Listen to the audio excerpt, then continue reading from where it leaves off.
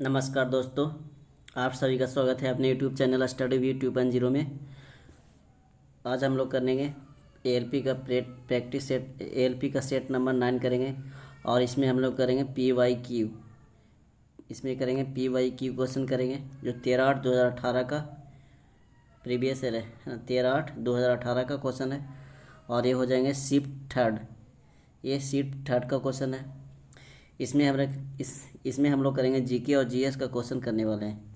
GK और GS का question करेंगे, ठीक है। चलिए स्टार्ट करते हैं वीडियो को। आज का पहला क्वेश्चन से बोला जा रहा है कि बाबर की जीवनी बाबरनामा की रचना किस भाषा में की गई है। तो इसका राइट आंसर हो जाएंगे, इसका हो जाएंगे तुर्की भाषा में। इसका हो जाएंगे तुर्की भाषा में, ठीक है। खानवा के युद्ध में क्या किया था कि बाबर ने रांगा शांगा के खिलाफ जिहाद का नारा दिया था। क्या किया था? जिहाद का नारा दिया था। उसके बाद और युद्ध में विजय के बाद गाजी की उपाधि धारण की थी। बाबर की युद्ध में क्या हुआ था? जीत हुआ था। बाबर की खानवा के युद्ध में 1527 में लड़ी गई थी। 1527 में लड़ी गई थी खानवा की युद्ध। उसमें क्या हुआ था? बाबर की जीत हुई थी। बाबर ने अपनी आत्मकथा बाबरनामा में क्या कि औपचारिक बागों की योजनाओं और उनके बनाने में अपनी रुचि का वर्णन किया है, ठीक है। बाबर को मुंबईयान नामक वैद्यशाली का भी जन्मदाता माना जाता है।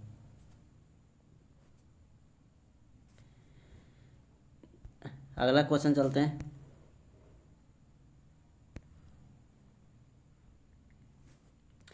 अगला क्वेश्चन क्या बोला जा रहा है कि पाक कला में अपने योगदान के लिए वर्ष 2017 में सेफ को, ये करेंट का क्वेश्चन है, इसको छोड़ देते हैं।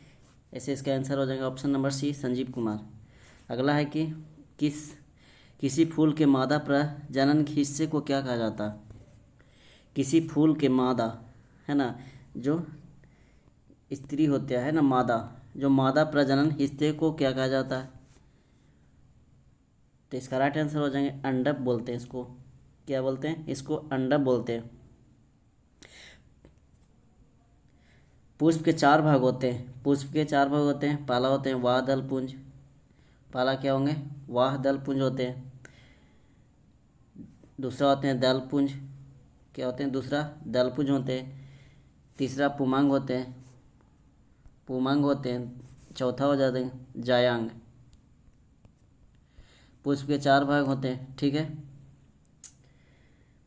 पुंकेसर जो होते हैं वास्तविक में पुष्प का नर भाग होता है। एक होता है पुंकेसर, ये वाला है ना, पुंकेसर होता है जो, ये क्या होता है? तो नर भाग होता है। जयांग पुष्प का वास्तविक मादा होता है और जो जयांग होता है जो पुष्प का वास्तविक मादा कहलाता है। फूलों में सर्वाधिक परागकण, फूलों में सर्वाधिक परागकण कीटों के द्वारा ही होता है ना। सबसे ज़्यादा कीट के ही द्वारा परागकण होती है और हवा से भी होती है, कुछ कुछ हवा के द्वारा भी होता है। सबसे बड़ा फूल को की बात करते हैं तो इसका नाम है रेफ्लेक्सिया। सबसे बड़ा फूल है रेफ्लेसिया, ठीक है। इसके बाद बात करते हैं सबसे छोटा फूल की बात करते हैं तो इसका नाम है बुल्फिया। इसका नाम क्या है? बुल्फिया।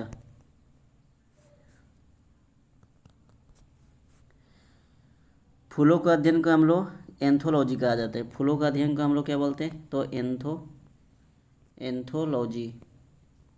फूलों का अध्ययन को हम लोग एंथोलॉजी बोलते हैं, है ना।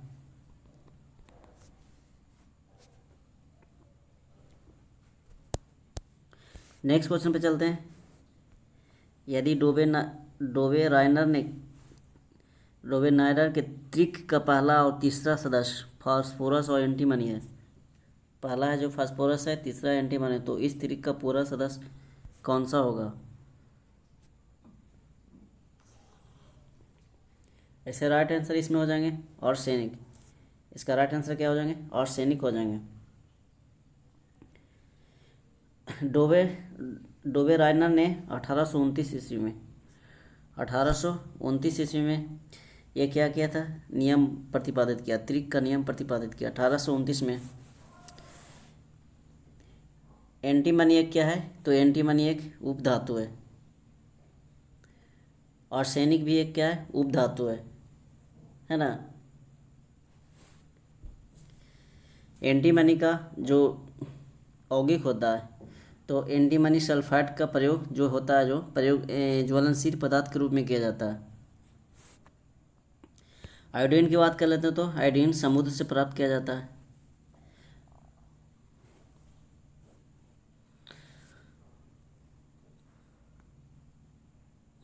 नेक्स्ट क्वेश्चन पे चलते हैं हम लोग।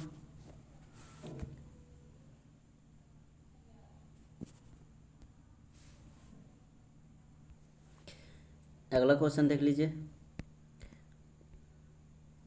2018 का क्वेश्चन है, इसको छोड़ देते हैं।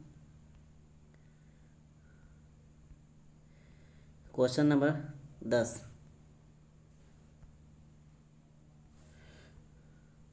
एक मिनट।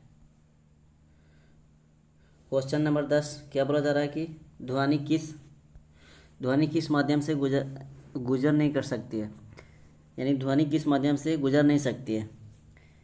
तो इसका राइट आंसर हो जाएंगे, निर्वात में है जो ध्वनि नहीं गुजरती है, क्योंकि ध्वनि के लिए माध्यम को होना अनिवार्य होता है।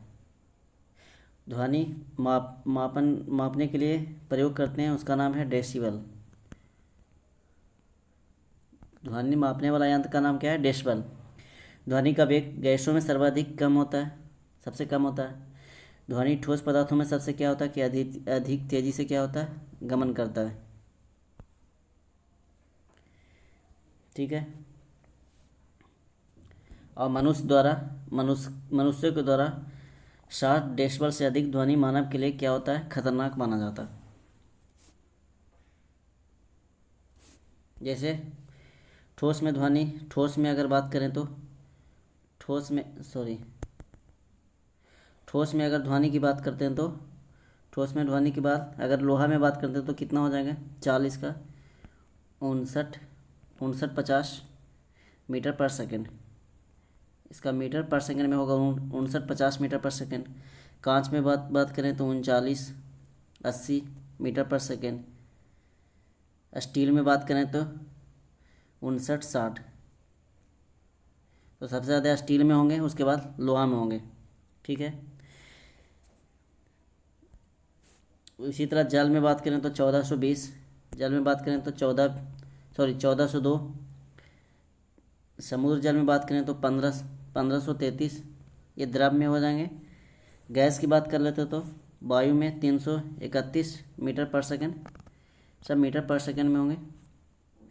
वायु में बात कर लेते तो ये वायु का 0 डिग्री सेल्सियस है ना, ये वायु का 0 डिग्री सेल्सियस। अगर वायु को हम 25 डिग्री सेल्सियस पे बात करेंगे तो वहाँ पे क्या होगा, बढ़ जाएगा 346 मीटर पर second.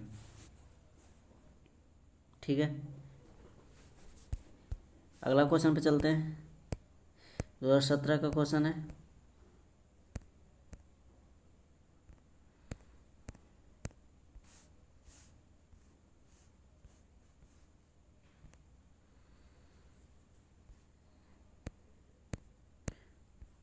Question number 19। Question number 19 में क्या बोला जा रहा है, देख लेते हैं। कार्बन के निम्न अपरूपों में से धातु विज्ञान में अपचयन एजेंट के रूप में किसका उपयोग किया जाता है।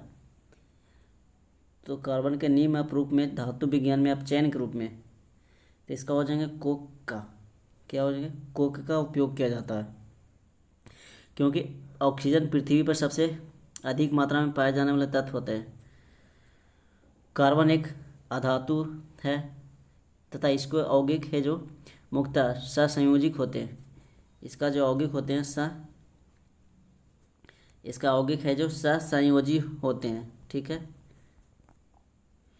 इसके बाद बात करें, कार्बन को सार्वभौमिक तत्व भी कहा जाता है, क्योंकि इसकी परमाणु संख्या 6 है, परमाणु संख्या जो 6 है, और परमाणु द्रव्यमान कितना, 12। परमाणु संख्या 6, परमाणु द्रव्यमान 12 है। इनके क्या होता है कि यौगिक की संख्या सर्वाधिक होती है, यौगिक की संख्या सर्वाधिक होती है।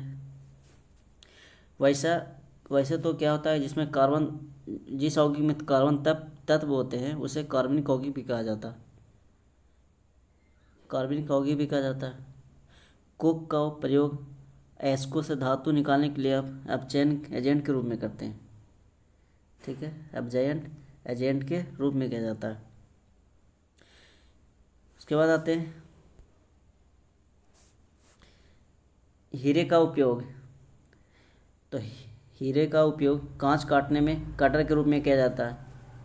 कांच काटने में किस में उपयोग किया जाता है, तो कटर के रूप में किया जाता है हीरा का। और आभूषण के निर्माण में भी हीरे का उपयोग किया जाता है। एक कार्बन का प्रूफ है। अगला देखते हैं,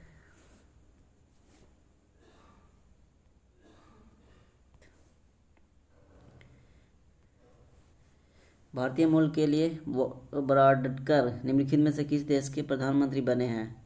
ये करेंट का, इसको छोड़ दीजिए। किसी एक कोड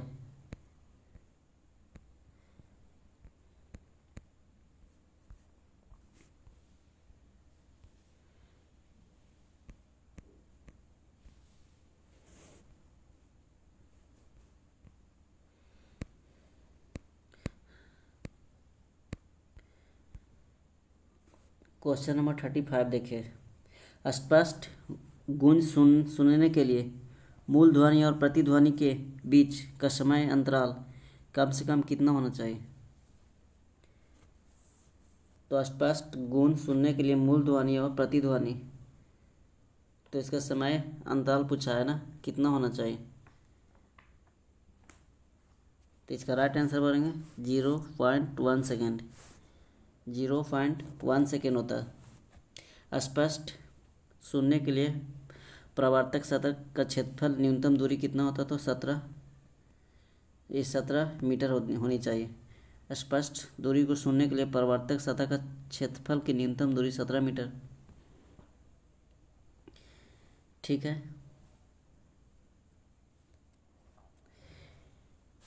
नेक्स्ट क्वेश्चन पे चलते हैं हम लोग।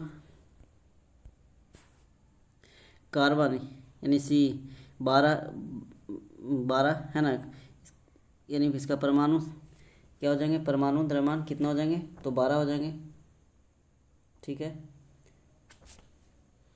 तो बोला जा रहा है कार्बन के एक मोल में कितने परमाणु होंगे,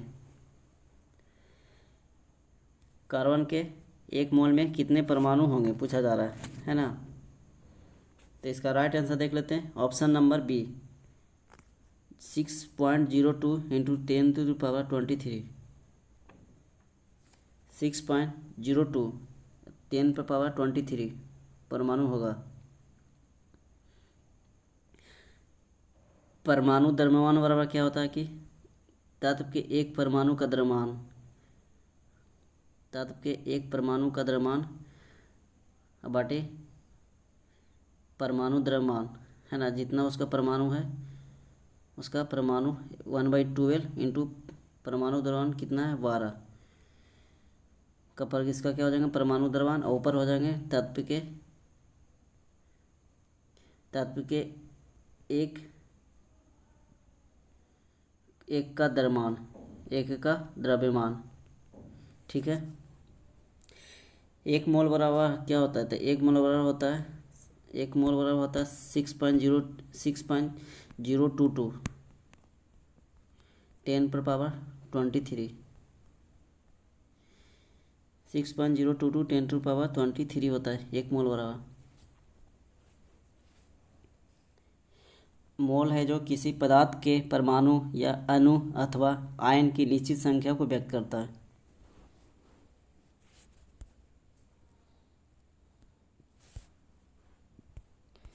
अगला क्वेश्चन चलते हैं हम लोग।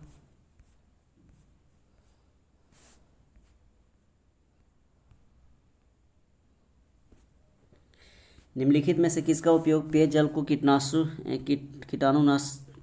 कीटाणु रहित करने के लिए किया जाता है। कीटाणु रहित, इसका राइट आंसर हो जाएंगे ब्लीचिंग पाउडर। जल में आयरन, फ्लोराइड, आर्सेनिक आदि मात्रा अधिक होने के कारण क्या होता है, जल हो जाता है जो दूषित हो जाता है। जल हो जाएंगे जो दूषित हो जाती है, ठीक है, आर्सेनिक वगैरह, आयरन फ्लोराइड के वगैरह से। जल मानवीय क्रियाकलापों द्वारा अधिक दूषित होता है, और दूषित जल पीने से क्या होती है पता है कि अनेक सारी बीमारियां होती हैं। ब्लीचिंग पाउडर, जिसको हम लोग CaOCl2 के नाम से भी जानते हैं, है ना। इसको धोवन सोडा का भी बोल सकते हैं। क्लोरीन का औद्योगिक प्लास्टिक में उपयोग किया जाता है। क्लोरीन आमतौर पर एक एंटीसेप्टिक के रूप में भी उपयोग किया जाता है। अगला क्वेश्चन चलते हैं।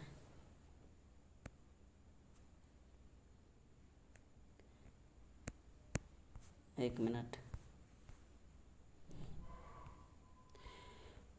बोला जा रहा है कि उद्योगों में प्रयुक्त शक्ति इकाई क्या है। तो उद्योगों में प्रयुक्त शक्ति इकाई, इसको हॉर्स पावर के बोलते हैं। इसको क्या बोलते हैं? Horse power. एक हॉर्स पावर बराबर क्या होता है, यानी 1 HP बराबर 746 वाट होती है। 1 HP बराबर 746 वाट। 1 घंटा वाट बराबर क्या होता है? 1 घंटा 1 वाट घंटा या 1 घंटा वाट, इसको क्या बोलते हैं? बराबर ये हो जाएंगे 3600 जूल। कितना हो जाएंगे? 3600 जूल, ठीक है। कार्य करने की दर को शक्ति हम लोग जानते हैं करते हैं, और कार्य करने की क्षमता को ऊर्जा बोलते हैं।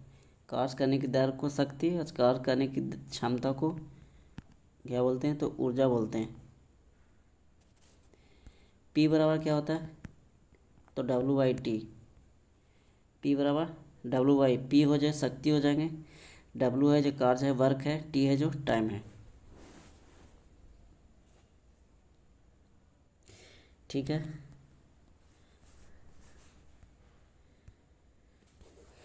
अगला क्वेश्चन देख लीजिए।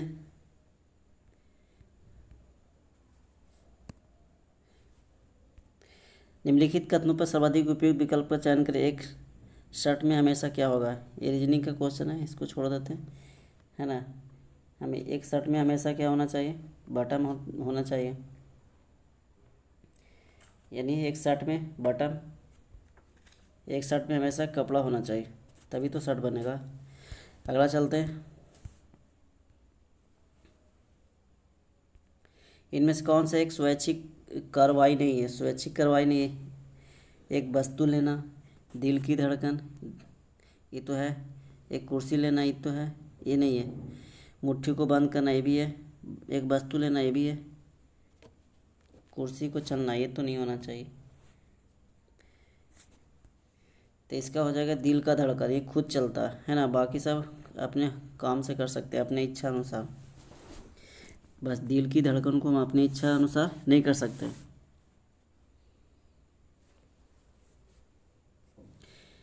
दिल 1 मिनट में कितने बार धड़कता है? तो 72 बार, 72 बार।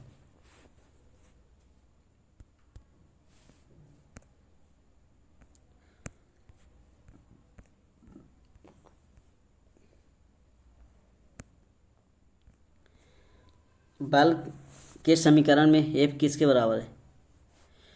पूछा जा रहा है बल के समीकरण में F किसके बराबर है?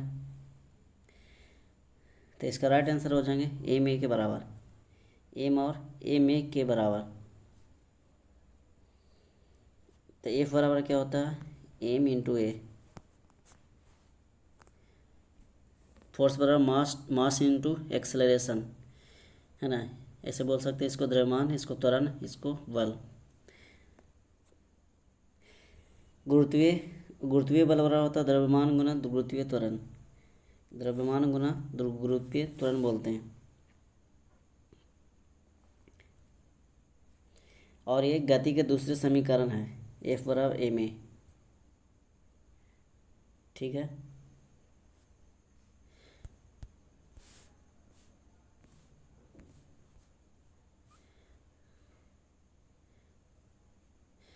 नेक्स्ट क्वेश्चन पे चलते हैं। बोला जा रहा है प्रसिद्ध भारतीय लेखक अमीश त्रिपाठी रामायण पर आधारित एक श्रृंखला लिख रहे हैं, जिसमें पहली 2 किताबें क्रमशः राम और सीता पर केंद्रित है। इस श्रृंखला की तीसरी किताब किस पात्र पर होगी? तो ये हो जाएंगे रावण। इसका राइट आंसर क्या हो जाएंगे? रावण। रामायण के रचयिता महर्षि वाल्मीकि हैं, जिसको हम लोग आदि कवि के नाम से जानते हैं। हम महाभारत के रचयिता वेद व्यास को मानते हैं, वेद व्यास। ठीक है।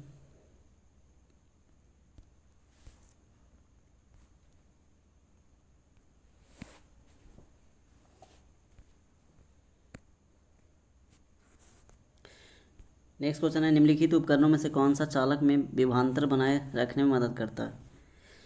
चालक में विभवांतर को बनाए रखता है, तो जब भी विभवांतर बनाए रखेगा सेल या बैटरी, तभी तो करंट पास होते रहेंगे ना। वोल्टीमीटर के धन जो होते हैं, इलेक्ट्रोड को एनोड और एक को एनोड और ऋण को क्या करते हैं? ऋण वाला को, धन वाला को एनोड और ऋण वाला को, इलेक्ट्रोड को कैथोड बोलते हैं। धन आयन वाला को, धन आयन होता है उसको एनोड और जो ऋण होते हैं उसको कैथोड बोलते हैं। ऋण वाला को कैथोड के नाम से जानते हैं। ठीक है। अमीटर, एक होता है अमीटर, से धारा को क्या मापा जाता है ना। अमीटर से धारा को मापा जाता है। वोल्टीमीटर का प्रयोग परिपथ में किन्हीं दो बिंदुओं के बीच विभवांतर मापने में किया जाता है, वोल्टीमीटर का। और बैटरी में हम लोग को पता है कि क्या होता है कि रासायनिक ऊर्जा भी होती है। एक आदर्श अमीटर का प्रतिरोध कितना होता है, ये पूछा जाता है। एक आदर्श अमीटर का प्रतिरोध कितना होता है? तो 0 होता है। नेक्स्ट क्वेश्चन पे चलते हैं हम लोग। यांत्रिक ऊर्जा है जो किनका योग होती है? यांत्रिक ऊर्जा, तो यांत्रिक ऊर्जा में होती है गति ऊर्जा प्लस स्थिति ऊर्जा साथ में होती है। गति प्लस स्थिति यांत्रिक ऊर्जा कहलाती है ना, क्योंकि यह ऊर्जा एक अदिश राशि है। इसमें दो ऊर्जा होती है, गति ऊर्जा और स्थिति ऊर्जा के साथ होता है यांत्रिक ऊर्जा कहलाती है। गति ऊर्जा तो पता है, जो काम, कोई भी काम को करने की क्षमता होती है उसको हम लोग गति ऊर्जा कहते हैं। दो या अधिक तत्वों के योग से बना होता है, तो दो या अधिक तत्वों के योग से हम जब भी बनाएंगे तो हम लोग यौगिक का निर्माण करेंगे, यौगिक का निर्माण करते हैं। जल है H2O, एक यौगिक है ना। सिलिका है, सिलिका SiO2, सिलिका को क्या बोलते हैं? SiO2, ये भी यौगिक है। नमक है NaCl, सोडियम और क्लोरीन इसमें साथ में मिला हुआ है। नेक्स्ट क्वेश्चन पे चलते हैं हम लोग। नेक्स्ट क्वेश्चन कहाँ है, मैं देख लेते हैं। करेंट का क्वेश्चन, इसको छोड़ दीजिए। बोला जा रहा है कि किस भारतीय राज्य में सबसे अधिक हवाई अड्डे हैं? किस भारतीय राज्य में सर्वाधिक हवाई अड्डे हैं? तो इसका राइट आंसर हो जाएगा गुजरात में। इसका राइट आंसर गुजरात में है। यहाँ पे 29 कितने हैं? तो वर्तमान समय में 29 अंतर्राष्ट्रीय हवाई अड्डा है। तो गुजरात की बात करते हैं तो और समुद्र तल से लगभग 32-56 मीटर की ऊंचाई के साथ है स्थित। कुछ हवाई अड्डे के नाम बता देते हैं, इसको देख लीजिए। गुरु रामदास जी अंतर्राष्ट्रीय हवाई अड्डा, तो अमृतसर में गुरु रामदास जी अंतर्राष्ट्रीय हवाई अड्डा है। कहाँ पे है? तो अमृतसर में। इसके बाद बात करते हैं गोपीनाथ बरदोली अंतर्राष्ट्रीय हवाई अड्डा, तो ये हो जाएगा गुवाहाटी में है। गोपीनाथ बरदोली अंतर्राष्ट्रीय हवाई अड्डा गुवाहाटी। BD सावरकर अंतर्राष्ट्रीय हवाई अड्डा, तो हो जाएंगे पोर्ट ब्लेयर। BD सावरकर अंतर्राष्ट्रीय हवाई अड्डा, तो पोर्ट ब्लेयर। ठीक है। कैंप बोड़ा यानी कैंप गौड़ा भी बोलते हैं, कैंप गौड़ा अंतर्राष्ट्रीय हवाई अड्डा, कैंप गौड़ा। अंतर्राष्ट्रीय हवाई अड्डा तो बेंगलुरु हो जाएंगे। कालीकट अंतर्राष्ट्रीय हवाई अड्डा केरल। राजा भोज तो भोपाल। राजा भोज अंतर्राष्ट्रीय हवाई अड्डा कहाँ जाएंगे तो भोपाल। देवी अहिल्याबाई होलकर, एक नाम है देवी अहिल्याबाई होलकर है जो इंदौर में है, इंदौर। ठीक है। डॉक्टर भीमराव अंबेडकर अंतर्राष्ट्रीय हवाई अड्डा तो हो जाएंगे नागपुर। ये कहाँ पे हो जाएंगे तो नागपुर में। डॉक्टर भीमराव अंबेडकर हवाई अंतर्राष्ट्रीय हवाई अड्डा। लाल बहादुर शास्त्री अंतर्राष्ट्रीय हवाई अड्डा तो वाराणसी, वाराणसी। ठीक है। चौधरी चरण सिंह हवाई अड्डा तो लखनऊ हो जाएंगे, लखनऊ।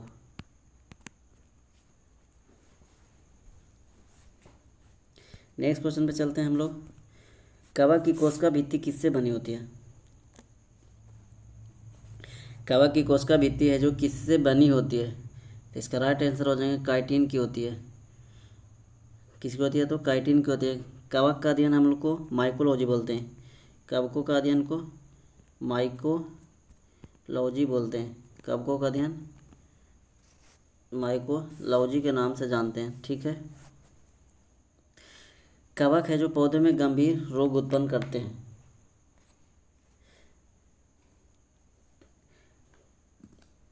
जो संचित भोजन ग्लाइकोजन के रूप में रहता है।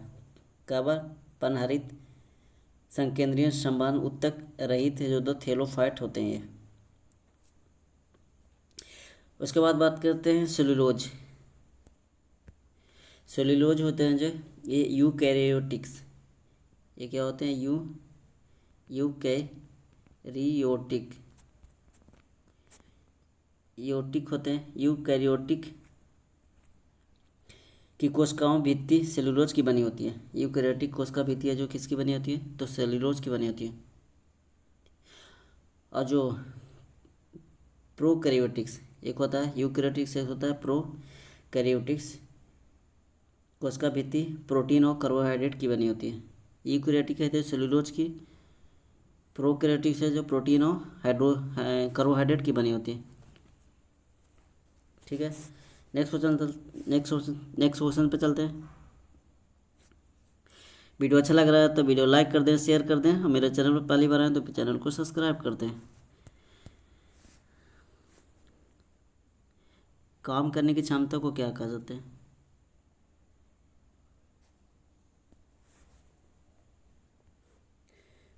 तो इसका राइट आंसर हो जाएंगे काम करने की क्षमता हो जाएंगे ऊर्जा को बोलते हैं। क्या बोलते हैं इसका? ऊर्जा को बोलते हैं। ऊर्जा का मात्रक जूल होता है। ऊर्जा का मात्रक क्या होता है तो जूल होता है। कार्य द्वारा प्राप्त ऊर्जा यांत्रिक ऊर्जा कहलाता है।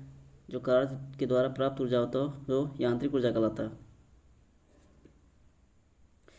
दाब बराबर क्या होता है तो दाब बराबर होता है बल बटे क्षेत्रफल। दाब बराबर होता है बल बटे क्षेत्रफल। ठीक है। दाब का मात्रक क्या होता है तो न्यूटन होता है पर मीटर स्क्वायर। न्यूटन पर मीटर स्क्वायर होता है।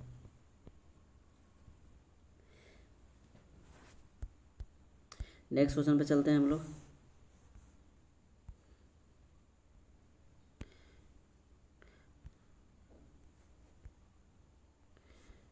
नेक्स्ट क्वेश्चन क्या है कि गुणसूत्र में क्रोमैटिड्स जिस बिंदु पर संलग्न होते हैं उस बिंदु का नाम क्या है? तो इसका बोलते हैं सेंट्रोमियर। गुणसूत्र में क्रोमैटिड्स जिस बिंदु पर संलग्न होते हैं उस बिंदु का क्या नाम है तो बोलते हैं सेंट्रोमियर। सेंट्रोमियर गुणसूत्र का आकार निश्चित क्या करता है निश्चित करता है। सेंट्रोमियर के कारण गुणसूत्र के दो भागों में विभाजित होता है। प्रत्येक गुणसूत्र के 3 भाग होते हैं। पहला होते हैं पेलिकल। क्या होते हैं पेलिकल। दूसरा होते हैं मैट्रिक्स मैट्रिक्स होते हैं। इसके बाद तीसरा होते हैं, मैट्रिक्स हो गया, क्रोमैटिक्स है ना। क्रो ये हो जाएंगे नंबर 3 क्रोमैटिड्स।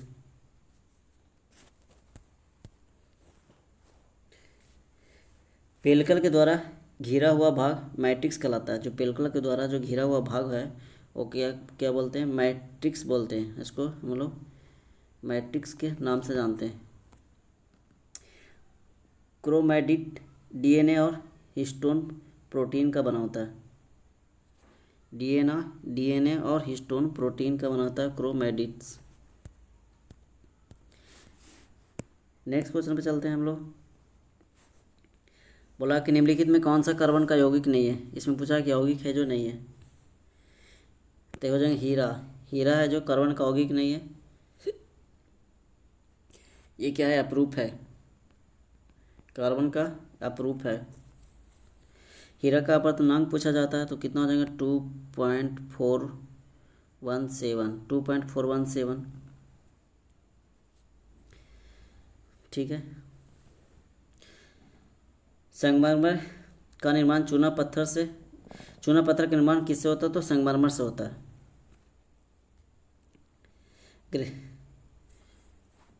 नेक्स्ट क्वेश्चन पे चलते हैं हम लोग।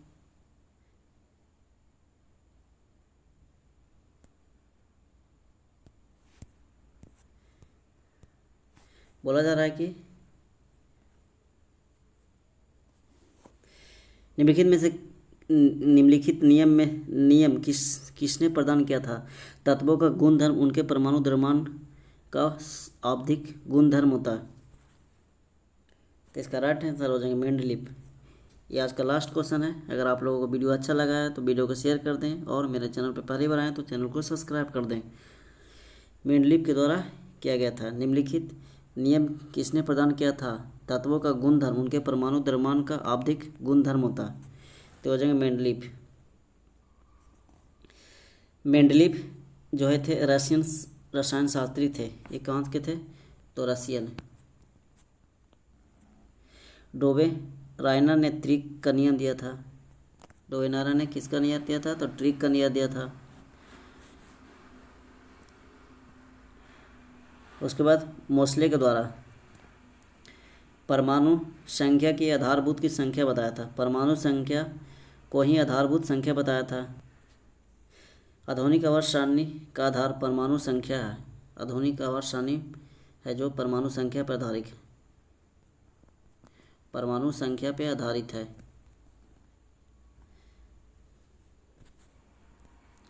ठीक है।